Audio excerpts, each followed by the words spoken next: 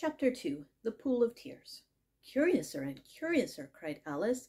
She was so much surprised that for the moment she quite forgot how to speak good English. "Now I'm opening out like the largest telescope that ever was. Goodbye, feet." For when she looked down at her feet, they seemed to be almost out of sight. They were getting so far off. "Oh, my poor little feet. I wonder who will put on your shoes and stockings for you now, dears. I'm sure I shan't be able. I shall be a great deal too far off to trouble myself about you. You must manage the best way you can. But I must be kind to them," thought Alice, "or perhaps they won't walk the way I want to go. Let me see. I'll give them a new pair of boots every Christmas."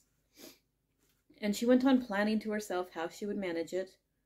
"They must go by the carrier," she thought, "and how funny it'll seem, sending presents to one's own feet, and how odd the directions will look. Alice's right foot, Esquire, hearthrug, near the fender, with Alice's love. Oh dear, what nonsense I'm talking."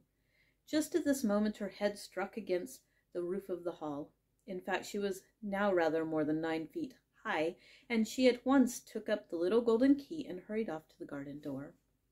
Poor Alice! It was as much as she could do, lying down on one side, to look through into the garden with one eye. But to get through was more hopeless than ever. She sat down and began to cry again. "You ought to be ashamed of yourself," said Alice. "A great girl like you," she might well say this, "to go on crying in this way. Stop this moment, I tell you." But she went on all the same, shedding gallons of tears until there was a large pool all around her, about 4 inches deep and reaching half down the hall. After a time she heard a little pattering of feet in the distance, and she hastily dried her eyes to see what was coming. It was the White Rabbit returning, splendidly dressed, with a pair of white kid gloves in one hand and a large fan in the other. He came trotting along in a great hurry, muttering to himself as he came, "Oh, the Duchess, the Duchess! Oh, won't she be savage if I've kept her waiting?" Alice felt so desperate that she was ready to ask help of anyone. So when the rabbit came near her, she began in a low, timid voice, "If you please, sir." The rabbit started violently, dropped the white kid gloves and the fan, and scurried away into the darkness as hard as he could go. Alice took up the fan and gloves, and as the hall was very hot, she kept fanning herself all the time she went on talking. "Dear, dear, how queer everything is today, and yesterday things went on just as usual. I wonder if I've been changed in the night. Let me think. Was I the same when I got up this morning? I almost think I can remember feeling a little different. But if I'm not the same, the next question is, who in the world am I? That's the great puzzle." And she began thinking over all the children she knew that were of the same age as herself, to see if they could have been changed for any of them. "I'm sure I'm not Ada," she said, "for her hair goes in such long ringlets, and mine doesn't go in ringlets at all. And I'm sure I can't be Mabel, for I know all sorts of things, and she knows very little. Besides, she's she, and I'm I, and oh dear, how puzzling it all is. I'll try if I know all the things I used to know. Let me see. 4 times 5 is 12, and 4 times 6 is 13, and 4 times 7 is, oh dear, I shall never get to 20 at that rate. However, the multiplication table doesn't signify. Let's try geography. London is the capital of Paris, and Paris is the capital of Rome, and Rome, no, that's all wrong. I'm certain I must have been changed for Mabel. I'll try and say, how doth the little," and she crossed her hands on her lap as if she were saying lessons, and began to repeat it. But her voice sounded hoarse and strange, and the words did not come the same as they used to. "How doth the little crocodile improve his shining tail, and pour the waters of the Nile on every golden scale? How cheerfully he seems to grin, how neatly spreads his claws, and welcomes little fishes in with gently smiling jaws." "I'm sure those are not the right words," said poor Alice, and her eyes filled with tears again as she went on. "I must be Mabel after all, and I shall have to go and live in that poky little house and have next to no toys to play with, and oh, ever so many lessons to learn. No, I've made up my mind about it. If I'm Mabel, I'll stay down here. It'll be no use their putting their heads down and saying, 'Come up again, dear.' I shall only look up and say, 'Who am I then? Tell me that first, and then, if I like being that person, I'll come up. If not, I'll stay down here till I'm somebody else.' But, oh dear," cried Alice with a sudden burst of tears, "I do wish they would put their heads down. I'm so very tired of being all alone here." As she said this, she looked down at her hands and was surprised to see that she had put on one of the rabbit's little white kid gloves while she was talking. "How can I have done that?" she thought. "I must be growing small again." She got up and went to the table to measure herself by it, and found that, as nearly as she could guess, she was now about 2 feet high, and was going on shrinking rapidly. She soon found out the cause of this was the fan she was holding, and she dropped it hastily, just in time to save herself from shrinking away altogether. "That was a narrow escape," said Alice, a good deal frightened at the sudden change, but very glad to find herself still in existence. "And now for the garden," and she ran with all speed back to the little door. But alas, the little door was shut again, and the little golden key was lying on the glass table as before. "And things are worse than ever," thought the poor child, "for I never was so small as this before, never, and I declare it's too bad, that it is." As she said these words, her foot slipped, and in another moment, splash, she was up to her chin in salt water. Her first idea was that she had somehow fallen into the sea, and in that case I can go back by railway, she said to herself.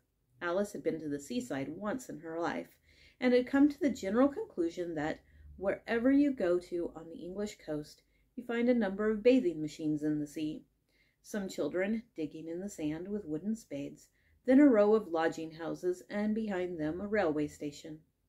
However, she soon made out that she was in the pool of tears which she had wept when she was 9 feet high. "I wish I hadn't cried so much," said Alice, as she swam about, trying to find her way out. "I shall be punished for it now, I suppose, by being drowned in my own tears. That will be a queer thing, to be sure. However, everything is queer today." Just then she heard something splashing about in the pool a little way off, and she swam nearer to make out what it was. At first she thought it must be a walrus or hippopotamus, but then she remembered how small she was now, and she soon made out that it was only a mouse that had slipped in like herself. "Would it be of any use now," thought Alice, "to speak to this mouse? Everything is so out of the way down here that I should think very likely it can talk. At any rate, there's no harm in trying." So she began. "Oh, Mouse, do you know the way out of this pool? I'm very tired of swimming about here, oh, Mouse." Alice thought this must be the right way of speaking to a mouse. She had never done such a thing before, but she remembered having seen in her brother's Latin grammar, "A mouse, of a mouse, to a mouse, oh, mouse." The mouse looked at her rather inquisitively, and seemed to her to wink with one of its little eyes, but it said nothing.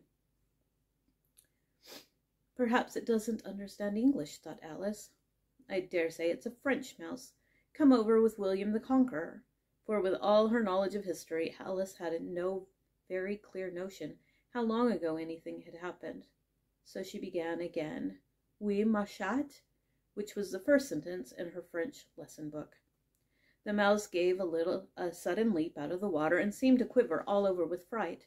"Oh, I beg your pardon," cried Alice hastily, afraid that she had hurt the poor animal's feelings. "I quite forgot you didn't like cats." "Not like cats!" cried the mouse in a shrill, passionate voice. "Would you like cats if you were me?" "Well, perhaps not," said Alice in a soothing tone. "Don't be angry about it. And yet I wish I could show you our cat Dinah. I think you'd take a fancy to cats if you could only see her. She is such a dear, quiet thing," Alice went on, half to herself, as she swam lazily about in the pool. "And she sits purring so nicely by the fire, licking her paws and washing her face, and she's such a nice soft thing to nurse, and she's such a capital one for catching mice." "Oh, I beg your pardon," cried Alice again, for this time the mouse was bristling all over, and she felt certain it must be really offended. We won't talk about her any more if you'd rather not." "We, indeed!" cried the mouse, who was trembling down to the end of its tail. "As if I would talk on such a subject. Our family always hated cats. Nasty, low, vulgar things. Don't let me hear the name again." "I won't, indeed," said Alice, in a great hurry to change the subject of conversation. Are you fond of dogs?" The mouse did not answer, so Alice went on eagerly. "There's such a nice little dog near our house. I should like to show you. A little bright-eyed terrier, you know, with, oh, such long curly brown hair. And it'll fetch things when you throw them, and it'll sit up and beg for its dinner and all sorts of things. I can't remember half of them. And it belongs to a farmer, you know, and he says it's so useful it's worth £100. He says it kills all the rats, and—" "Oh, dear!" cried Alice in a sorrowful tone. "I'm afraid I've offended it again." For the mouse was swimming away from her as hard as it could go, and making quite a commotion in the pool as it went. So she called softly after it, "Mouse dear, do come back again, and we won't talk about cats, or dogs either, if you don't like them." When the mouse heard this, it turned round and swam slowly back to her. Its face was quite pale, with passion, Alice thought, and it said in a low, trembling voice, "Let us get to the shore, and then I'll tell you my history, and you'll understand why it is I hate cats and dogs." It was high time to go, for the pool was getting quite crowded with the birds and animals that had fallen into it. There was a duck and a dodo, a lory and an eaglet, and several other curious creatures. Alice led the way, and the whole party swam to the shore.